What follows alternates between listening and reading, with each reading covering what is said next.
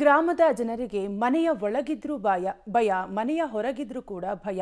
ಅಲ್ಲಿ ಯಾರು ಯಾವಾಗ ಯಾವ ರೀತಿಯಾಗಿ ಅಟ್ಯಾಕ್ ಮಾಡ್ತಾರೆ ಗೊತ್ತಾಗ್ತಿಲ್ಲ. ಹೀಗಾಗಿ ಪ್ರತಿನಿತ್ಯ ಅಲ್ಲಿನ ಜನರು ಜೀವ ಕೈಯಲ್ಲಿ ಹಿಡಿದು ಬದುಕುವ ಪರಿಸ್ಥಿತಿ ನಿರ್ಮಾಣವಾಗಿದೆ. ಈ ಕುರಿತ ಡೀಟೇಲ್ಸ್ ಇಲ್ಲಿದೆ, ನೀವೇ ನೋಡಿ. ಮನೆಯೊಳಗೆ ಮಂಗಗಳ ಕಾಟ, ಹೊರಗೆ ಶ್ವಾನಗಳ ಕಾಟ, ಮಕ್ಕಳ ಮೇಲೆ ಏಕಾಏಕಿ ದಾಳಿ, ಬೆಚ್ಚಿದ ಗ್ರಾಮಸ್ಥರು. ಹೀಗೆ ಹಿಂಡು ಹಿಂಡಾಗಿ ಕಾಣ್ತಿರೋ ಮಂಗಗಳು, ಬೀದಿಯಲ್ಲಿ ರಾಜಾರೋಷವಾಗಿ ಓಡಾಡ್ತಿರೋ ಶ್ವಾನಗಳು, ಮಂಗ ಶ್ವಾನದ ಭಯದಿಂದ ಮನೆಯಲ್ಲೇ ಉಳಿದುಕೊಂಡಿರೋ ಜನ. ಈ ದೃಶ್ಯ ಕಂಡು ಬಂದಿದ್ದು ದಾವಣಗೆರೆ ಜಿಲ್ಲೆ ಹೊನ್ನಾಳಿ ತಾಲೂಕಿನ ಕುಂದೂರು ಗ್ರಾಮದಲ್ಲಿ. ಹೌದು, ಕುಂದೂರು ಗ್ರಾಮದಲ್ಲಿ ನೂರಾರು ಮಂಗಗಳು, ಮುಷ್ಯಗಳು ಬೀಡುಬಿಟ್ಟಿದ್ದು ಗ್ರಾಮದ ಮಕ್ಕಳ, ಮಹಿಳೆಯರ, ವೃದ್ಧರ ಮೇಲೆ ದಾಳಿ ನಡೆಸಿ ಗಂಭೀರವಾಗಿ ಗಾಯಗೊಳಿಸುತ್ತಿವೆ. ಮನೆಯೊಳಗೆ ಗಾಳಿ ಬೆಳಕು ಬರಲಿ ಅಂತ ಕಿಟಕಿ ಬಾಗಿಲು ತೆರೆದ್ರೆ ಸಾಕು, ಈ ಮಂಗಗಳು ಕ್ಷಣ ಮಾತ್ರದಲ್ಲೇ ಮನೆಯೊಳಗೆ ನುಗ್ಗಿ ಮನುಷ್ಯರ ಮೇಲೆ ಮಾರಣಾಂತಿಕ ದಾಳಿ ನಡೆಸುತ್ತಿವೆ. ಅಷ್ಟೇ ಅಲ್ಲ, ಅಡುಗೆ ಮನೆಗೆ ನುಗ್ಗಿ ವಸ್ತುಗಳನ್ನೆಲ್ಲ ಚೆಲ್ಲಾಪಿಲ್ಲಿ ಮಾಡಿ ಹೋಗುತ್ತಿವೆ. ಇನ್ನು ಮನೆಯಿಂದ ಹೊರಬಂದ್ರೆ ಗ್ರಾಮದಲ್ಲಿರೋ ಬೀದಿ ನಾಯಿಗಳು ಮಕ್ಕಳ ಮೇಲೆ ಭೀಕರ ದಾಳಿ ನಡೆಸುತ್ತಿವೆ. ಸೋಮವಾರ ಸಂಜೆ ಟ್ಯೂಷನ್ ಮುಗಿಸಿ ಮನೆಗೆ ತೆರಳುತ್ತಿದ್ದ 6 ವರ್ಷದ ಬಾಲಕಿ ಆಹೇಜಾ ಫಾತಿಮಾ ಮೇಲೆ ಬೀದಿ ನಾಯಿ ದಾಳಿ ಮಾಡಿದ್ದು, ಆಹೇಜಾ ಪರಿಸ್ಥಿತಿ ಗಂಭೀರವಾಗಿತ್ತು. ಇನ್ನು ಆಹೇಜಾ ಮುಖದ ಮೇಲೆ ನಾಯಿ ದಾಳಿ ಮಾಡಿದ್ದು ಆಕೆಯನ್ನ ಮಣಿಪಾಲ್ ಆಸ್ಪತ್ರೆಗೆ ದಾಖಲಿಸಲಾಗಿದೆ. ಆಕೆಯ ಮುಖಕ್ಕೆ ಸರ್ಜರಿ ಮಾಡಬೇಕು ಎಂದು ವೈದ್ಯರು ಹೇಳಿದ್ದು, ಗ್ರಾಮದಲ್ಲಿ ಉಳಿದ ಮಕ್ಕಳು ಮನೆ ಬಿಟ್ಟು ಹೊರ ಬರೋದಕ್ಕೆ ಹೆದರುತ್ತಿದ್ದಾರೆ. ಕರೆ ಮುಷ್ಯದ ಕಾಟ ಭಾಳ ಆಗಿದೆ.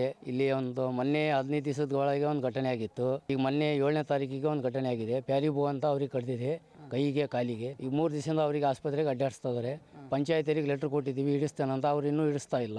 ಆ ಸಮಸ್ಯೆ ಭಾಳ, ನಾಯಿ ಸಮಸ್ಯೆ ಇತ್ತು. ನಾಯಿ ಸಮಸ್ಯೆ 2 ದಿವಸದಿಂದ ಹಿಡಿದಾರೆ. ಈ ಮಂಗದ ಕಾಟ ಇದು ಮುಷ್ಯದ ಕಾಟ ಭಾಳ ಆಗಿದೆ ನಮ್ಮೂರಲ್ಲಿ. ಈಗ ಮುಷ್ಯ 3 ಕಡ್ದಿದೆ. ಮೊನ್ನೆ ಹಾಸ್ಟೆಲ್ನಲ್ಲಿ ಒಂದು ಹುಡುಗಿ ಕಡ್ದಿದೆ.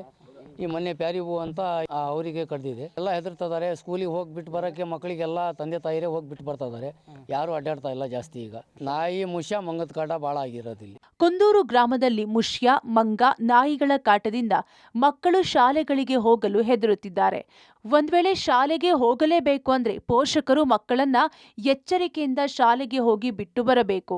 ಇಲ್ಲವಾದ್ರೆ ಈ ಪ್ರಾಣಿಗಳಿಂದ ಮಕ್ಕಳ ಪ್ರಾಣಕ್ಕೆ ಗ್ಯಾರಂಟಿ ಇಲ್ಲದಂತಾಗಿದೆ. ಇನ್ನು ಈ ಘಟನೆಯಿಂದ ಎಚ್ಚೆತ್ತುಕೊಂಡ ಕುಂದೂರು ಗ್ರಾಮ ಪಂಚಾಯಿತಿ ತುರ್ತು ಸಭೆ ಕರೆದು ಮುಷ್ಯ, ಮಂಗಗಳನ್ನ ಹಿಡಿಯಲು ಕೊಪ್ಪಳದಿಂದ ಒಂದು ಟೀಮ್, ಶ್ವಾನಗಳನ್ನ ಸೆರೆ ಹಿಡಿಯಲು ತಮಿಳುನಾಡಿನಿಂದ ಒಂದು ಟೀಮ್ ಕರೆಸಲು ತೀರ್ಮಾನಿಸಿದ್ದಾರೆ.